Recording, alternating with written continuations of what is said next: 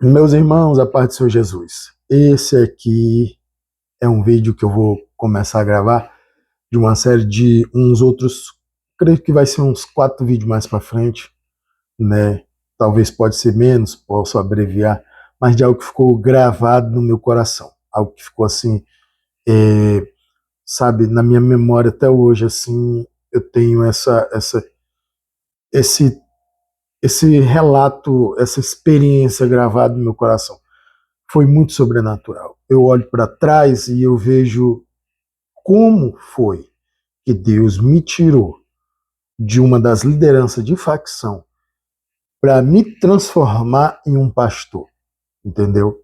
E eu queria compartilhar exatamente isso, de liderança de facção aqui no estado de Rondônia a pastor, né, presidente de um ministério ou pastor evangélico cristão. Deus seja louvado. E eu quero já começar aqui. Você pode ver que esse vídeo aqui, ele é simples, nada para roubar a tua atenção, não tem fundo, não tem nada, nada, nada, nada. Tá bom? E eu já peço que você compartilhe aí esse vídeo e que você se inscreva nesse canal, esse canal é novo, e que você venha nos dar aí uma força aí com o seu like aí, com sua curtindo aí o nosso vídeo. Amém? Até deixei uma anotação aqui, bem simples aqui, essa anotação. A primeira experiência que eu quero falar é sobre a promessa. A promessa de Deus que Deus fez da minha vida, da vida do meu irmão, para nossa mãe. Foi uma promessa quando eu ainda tinha lá pelos meus 10 anos de idade, que nós seríamos pregadores da palavra de Deus. Meu irmão hoje, ele é evangelista, prega a palavra de Deus, um exímio pregador da palavra de Deus, expositor da palavra de Deus, entendeu? Um homem muito usado por Deus, uma bênção de Deus, meu irmão, amo demais, viu? E Deus fez uma promessa através da minha mãe, para minha mãe, né, através de uma irmã, que nós seríamos pregador da palavra. E a minha mãe pegou aquela promessa e disse, entendeu? Que iria ver e nunca desistiu, entendeu? Ela nunca desistiu daquela promessa, do que Deus falou. Se Deus falou, Deus vai cumprir. Então, a minha mãe, entendeu? Mesmo com meus 12 para 13 anos de idade, quando eu me afastei dos caminhos do Senhor, minha mãe nunca deixou de orar pela minha vida. Nunca deixou de orar. Então, a primeira coisa que eu, para mim começar esse vídeo falando, é a promessa que Deus fez. Se Deus fez uma promessa, não desista de orar. Para me começar, eu quero falar de uma das fases pior que eu passei da minha vida. Eu chamo do fundo do poço, entendeu? O fundo do poço. Foi no ano de 2015 para 2016. Nós estávamos no Urso Branco, nós estávamos no RDD do Urso Branco. Nós estávamos ali, para ser mais bem específico, na cela G2. Nós estávamos lá. Ali estava a cúpula da facção do PCC, a qual eu pertencia. E na época, a cúpula da facção do CV, do Comando Vermelho, estava do lado, na G1, entendeu? Então, o G, né, o pavilhão G era 4 celas ali, o RDD, entendeu? G1, 2, 3, 4, eles eram formados pela cúpula da facção. A cúpula das facções ficava ali. Ainda não havia guerra naquela época entre uma facção e outra, mas já se entendia ali que não se tinha aquela comunicação, tinha um respeito, um chamava o outro de amigo, amigo do PCC, amigo do CV, entendeu? Mas não, não tinha aquela, era como óleo e água, entendeu? Não se misturava, tá entendendo? Não se misturava. Conversava ali, aquelas coisas, até na quadra, para jogar bola, jogava junto, mas sempre tinha um choque de ideia, de conversa ali, existia um choque de ideia. Eles pensavam de um jeito, a facção que eu pertencia pensava de outro, então tinha um choque de ideia, né? Ali eu já não cria mais em Deus, eu não cria mais em Deus, porque eu já estava há muitos anos sofrendo ali e eu dizia, não, Deus não existe. Se Deus existir, ele é o culpado de eu estar nessa situação. E ali eu já tinha perdido várias fugas. Naquele ano, no ano de 2015 para 2016, eu já tinha apanhado muito da polícia por fugas, por tentativa de fuga que eu havia perdido, entendeu? É, naquele tempo eu já não cria mais em Deus, entendeu? Mas minha mãe sempre estava orando pela minha vida, sempre. E aconteceu a minha primeira experiência com Deus, minha primeira experiência. Ali eu já puxava no meio da cúpula, olha só ouvia falar de assalto, só ouvia falar de tráfico, só ouvia falar de crime, só ouvia falar de crime, só ouvia falar de matar, de roubar, só era essas conversas. Dia e noite, a hora que você dormisse e acordava, o assunto era só o mesmo. Entendeu? Ah, que num canto assim tem um lugar onde que dá de pegar uma fita. Ah, que num canto assim tem um lugar que dá de atravessar para levar e para trazer arma e para isso e para aquilo. Era, entendeu? Ah, que num canto assim nós temos uma pessoa que nos dá apoio ali, tem um apoio ali, pode contar conosco. Então era dia e noite, tempo todo só ouvia falar de crime. Preste bem atenção nisso aqui. Isso aqui é, para mim, ao meu ver, o fundo do poço em que eu cheguei. Entendeu? Nesse meio desse contexto, só saía podridão, maldade, vingança, morte, tráfico, assalto, só coisa horrível. Entendeu? No meio de pessoas consideradas bandidos de alta periculosidade. Bandidos de alta periculosidade. Quando você cometia, vamos supor, um erro, não estou dizendo um erro grave de caguetagem ou de tomar a mulher do outro, não. Um erro, vamos supor, de você pegou uma mercadoria e foi trazer de um lugar para o outro e passou por um lugar e ali perdeu a mercadoria. Aí eles chama voz da experiência, como se chama. Não, deixa eu te falar, por ali não passa mais, foi-se o tempo que por ali passava, você está desatualizado, é por aqui, é só isso, todo tempo, de manhã, de tarde, de noite. Foi um dos cúmulos mesmo assim que eu vi, que ali eu dizia para mim mesmo, não tem mais jeito. Daqui eu só saio fugindo, eu dessa vida aqui, eu no fundo do meu coração existia, não existia mais esperança. E havia um respingo, uma fagulha ali dentro de mim de que eu gostava daquilo, de que eu amava aquilo, de que eu estava ali por amor. Eu estava ali porque eu gostava daquilo. Então, as decisões nossas contam muito para as nossas vidas.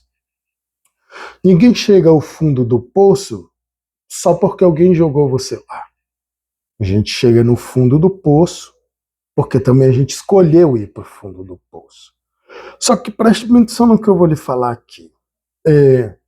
Quando eu falo fundo do poço, não era fundado o usuário de crack, não. O fundo do poço, para mim, o que eu estou falando, era num um termo, um limite, uma fase de que eu não precisava mais fazer nada, só falava e alguém fazia.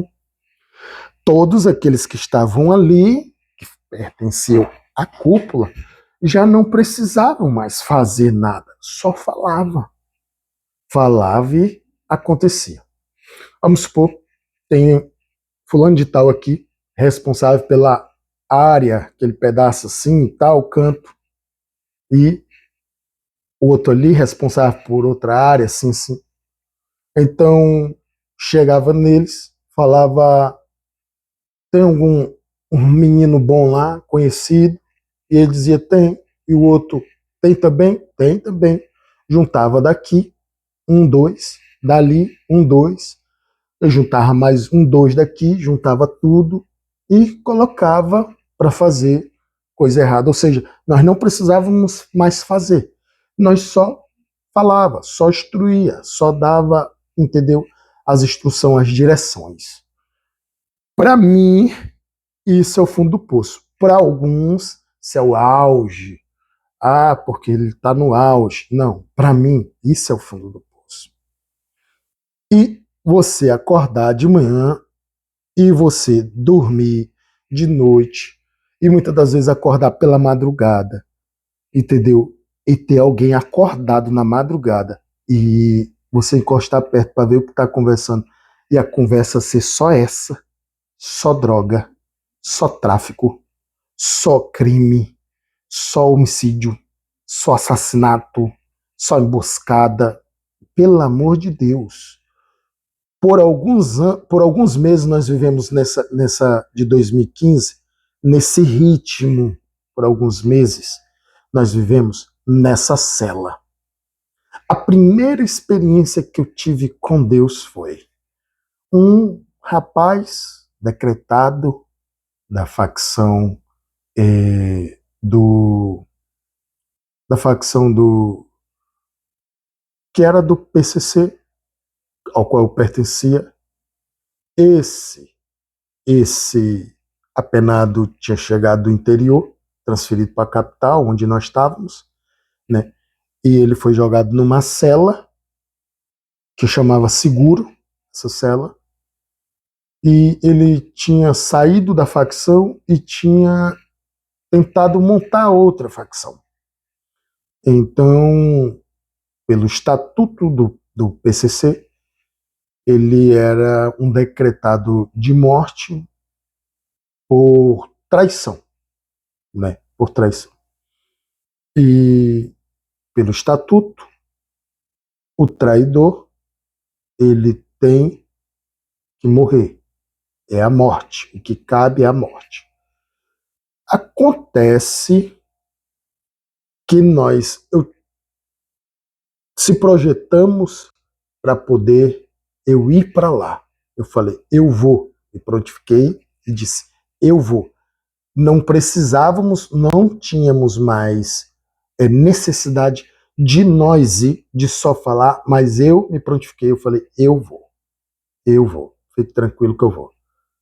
Então, outro jovem se prontificou de vir comigo, né? Ele estava em outra cela, e de lá ele ia falar a mesma coisa que eu ia falar daqui. Então, armamos dizendo que eu tinha um armado para mim, que eu tinha olhado para a mulher de um cara na visita, sendo que eu não tinha olhado, e que agora os caras queriam me matar ou estava me espirrando por talaricagem. Se eu não saísse, eles iam me matar na cela, para poder eu ir para o seguro, aonde aquele decretado estava lá, para matar ele lá, né? Então, o que acontece? Eu lá, naquela cela, a gente se, né, projetamos ali de um teatro, de um fingimento, de uma mentira. E eu me lembro que na época a polícia não quis acreditar. A polícia não quis acreditar. E aí eles, não vou tirar, e a gente batendo pam, pam, pam, pam, pam, pam, na, na bigorna, que chama bigorna ali, a porta, né? Clim, clim, clim, clim, clim. Quem tem pessoas que sabem como é é uma bigorna que fecha assim correndo e outra que fecha assim. São duas grades de GG50, né? Para não fugir. Então, eu batendo ali, socorro, socorro, tô querendo me matar, tô querendo me matar. E eles chegaram lá, todo mundo armado, os policiais. Não, ninguém vai te tirar não, estou querendo matar aqui. E não vamos tirar não, não vamos tirar. Então, a gente já sabia que ia ter essa resistência, já tínhamos, né, combinado tudo. Um preso veio, até grande, deu um chute aqui no meu peito, bum, chegou, já caí na parede, outros vieram para me bater, e eu me defendendo, e eles vendo, já engatilharam as 12, já ameaçaram de atirar para dentro, eles se afastaram, e ele disse, eu falei, tira daqui, pelo amor de Deus, tira daqui, vamos matar, vamos matar. E eles tiraram, me colocaram num lugar, assim, uma gaiola, que chamavam corró, colocaram no corró, né? E eu fiquei lá, e eu continuei o teatro. De repente o outro saiu de lá também, da outra cela que ele estava, e chegou junto lá. Não, que estão arrumando para mim, tá arrumando para mim. Na época o meu vulgo era chileno, e aí não estavam armando para mim, estavam armando para mim, tudo. E, e eles lá, e eu, aquele teatro, fazendo cara de mal, andando para lá e para cá, dizendo que ia me vingar, que eu ia pegar tudinho, não sei o quê. E aí tá, né? Todos eles já me conheciam ali, naquela época era uma das lideranças, né? Fazia parte da cúpula da facção, né? Falaram, meu primeiro apelido era Fofão. Ê, Fofão, olha aí, bateu a nave, né? Bater a nave significa quando você está no piloto da nave, você faz alguma coisa errada e você acaba girando a cadeia, né? Girando a cadeia de agora que você é líder, agora você está sendo espirrado, está sendo, como se diz o palavreado, um safado, entendeu? Aí Fofão, bateu a nave e tal. Então, eles ficaram ali rindo, falei pra tu, não falei e tal, e o negócio ia girar pro teu lado e rindo.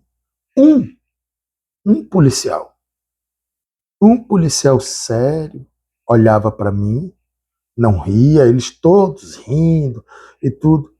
Um policial sério, não rindo, olhou para todos eles e falou: cara, eu não acreditei numa palavra do que esse cara falou. Vocês não conhecem esse cara. Esse cara é articulador. Eu não acreditei nenhuma palavra do que esse cara falou. Falou desse jeito. Eu tô ali, né, no corró, continuei fazendo aquele teatro. O outro também, né?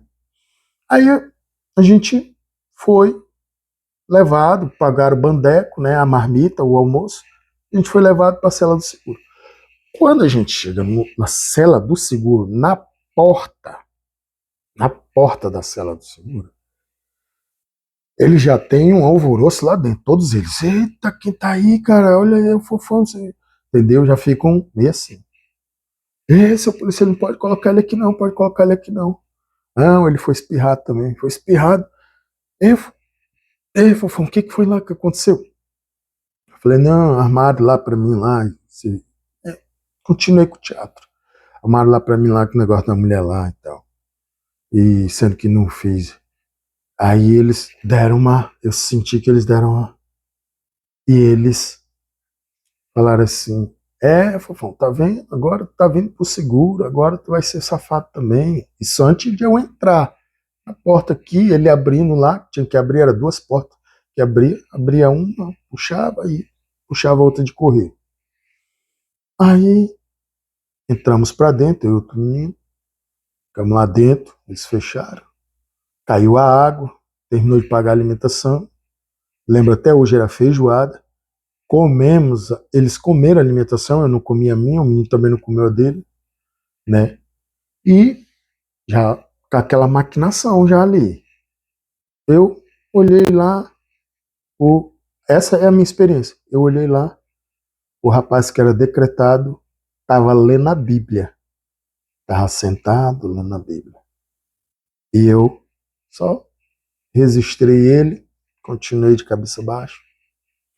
Eu identifiquei que o morro estava quebrado.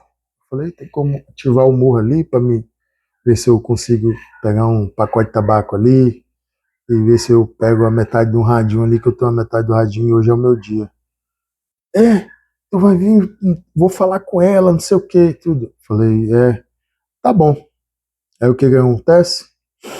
É, acontece que ali na hora todo mundo foi comendo, ativou o morro e todo mundo foi comendo. Eu pedi, veio o tabaco, né? Veio o tabaco, fumaram, comeram, fumaram, tomaram banho, foram se aquietando, foram se aquietando. Eu continuei lá olhando o, o rapaz que era decretado, ele não tocou no alimento dele, só lendo a Bíblia. Depois que ele terminou de ler, que deu aquela quietada, ele levantou, né, colocou a Bíblia dele assim, levantou, aí ele veio pro meu rumo, ele disse, tu que é o fofão, né? Eu falei assim, sou. Ele falou assim, eu já ouvi falar de ti. Fofão, essa vida aí eu já fui dessa facção aí, cara. Fui dessa facção. Só que ele não falou que tinha saído e tinha criado outra, entendeu? Que ele era decretado, não falou isso, já fui dessa facção aí, isso aí não é vida não. Falou de jeito. Eu balancei a cabeça ali e ele ficou calado ali do meu lado e depois ele voltou e se deitou. Se deitou. Se deitou e botou a mão no rosto assim, ficou deitado, as pernas dobradas assim, uma cruzada na outra. Eu subi no morro, dei sinal para mim da outra cela para ele mandar as facas. Ele mandou. Quando ele mandou pela Tereza, que ela passou, né? Chama Tereza, aquela cordinha que ela passou, tirei, desamarrei, rolei nas mãos. Né? Essa foi a minha primeira experiência com Deus. Eu estava no fundo do poço. Eu olhei para ele de cima do morro e ele estava deitado. Eu disse: se Deus existe e ele está com esse Deus mesmo, ele não vai morrer. Mas se Deus não existe, coisa nenhuma, e ele não está com esse Deus, coisa nenhuma, porque Deus não existe, ele vai morrer hoje, agora. E eu desci. Quando eu desci, fui na ponta do pé por um dele. Quando eu cheguei bem perto dele, né, que ele se assustou. Quando ele se assustou, ele jogou os pés em mim, deitado. E eu deixei os pés dele bater, né, na minha cintura. Os pés dele bateu assim na minha cintura. E eu deixei de propósito. Né? Quando os pés dele bateu na minha cintura, eu estendi a minha mão esquerda por um do rosto dele. E ele pegou na minha mão esquerda com as duas mãos. Quando ele pegou com as duas mãos na minha mão esquerda, eu soltei o peso do corpo, abaixando a minha mão esquerda para deixar o resto, né, do peito, do pescoço, tudo livre dele. Com a outra faca, com duas facas na mão, né? Quando eu abaixei aqui, que eu soltei o peso do corpo, eu dei a primeira faca em cima do coração, ela não entrou, ela bateu no osso. Fez tum, né? Entrou um pedaço. Ele deu um grito da morte, e saiu se empurrando pelo chão. Eu tornei para cima dele, ele tornou jogar a perna, eu deixei bater, eu tornei com a mão, ele tornou pegar, eu baixei e fui soltando o peso do meu corpo e dele a segunda facada em cima do coração dele, também não entrou, né? Com muita força, eu era muito forte. Foi na hora que os outros presos vieram, me seguraram e gritaram, e a polícia veio e atirou e tirou nós para fora. Quando tirou nós para fora, o policial que tinha falado, que não tinha acreditado em uma só palavra que eu tinha falado, ele disse: eu não falei que não podia confiar nele, eu não falei que esse cara era articulador, eu avisei para vocês. Colocou nós novamente no corpo. Tiraram o rapaz expressa. E depois demorou bastante, no final da tarde levou nós para a central. Fiquemos ali aquela noite na central, quando foi no outro dia de manhã fomos ouvidos pelo delegado. Estava na bigorna assim, com a minha mente sem entender, mas pensando muita coisa. Aí chegou um homem, passou, foi até lá onde ele estava, falou com ele, e ele já estava lá para dentro assim do corredor, na central de polícia, eu não sabia. E quando eu olhei daqui para lá, foi quando ele chegou na bigorna, na central de polícia, eu vi que era ele porque o rapaz que estava pelo lado de dentro da grade estava com um curativo no peito, no tórax. E aí eu fiquei, é ele. E aí eu ouvi a voz dele. Aí o homem conversou com ele ali, aqui embaixo, depois voltou e veio falar comigo. Eu estava sentado assim, na bigorna, com as pernas pro lado de fora, os braços pro lado de fora. E ele, assim, em pé, né, olhou para mim e, assim, de cima para baixo, e disse assim: Ei, rapaz, você tentou matar o cara tava lendo a Bíblia, tentou tirar a vida do cara, você, como é que você faz um negócio desse? Eu, calado, porque a minha cabeça, o meu coração, a minha mente, eu não estava querendo acreditar. Eu falei assim: aconteceu uma coisa. Ele falou assim: o que que aconteceu? Eu não acredito em Deus. Eu não acredito que Deus existe.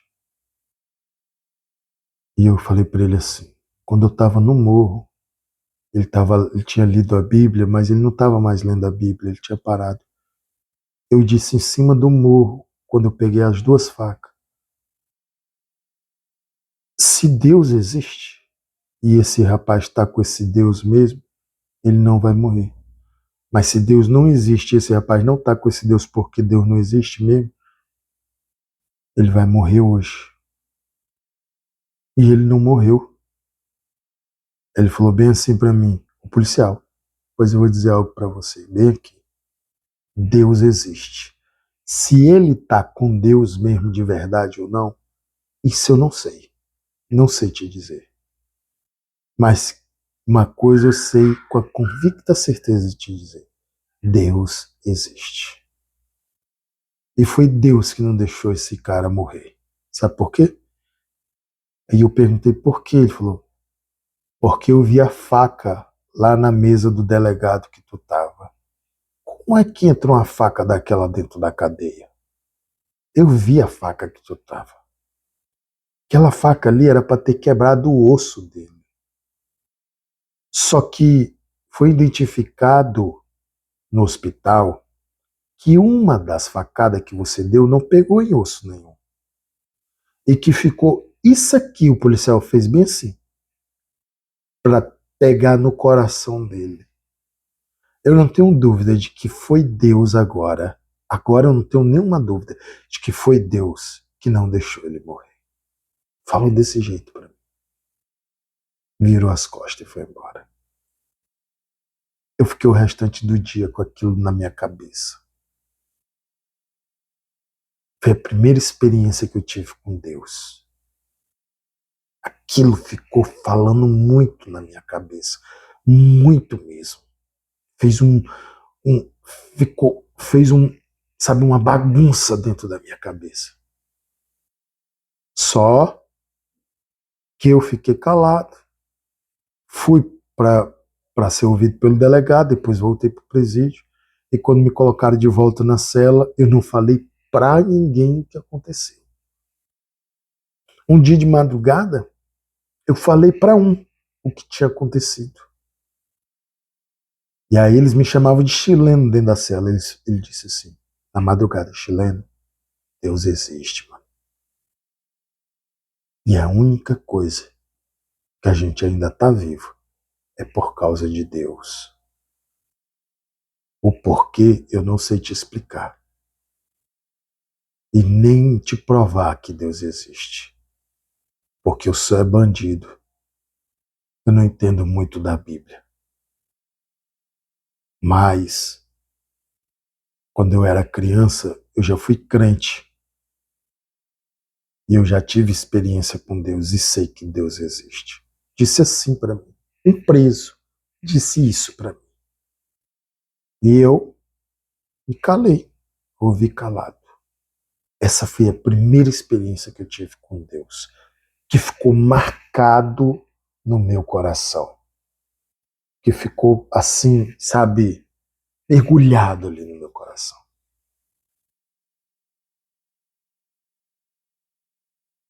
Daí em diante, eu comecei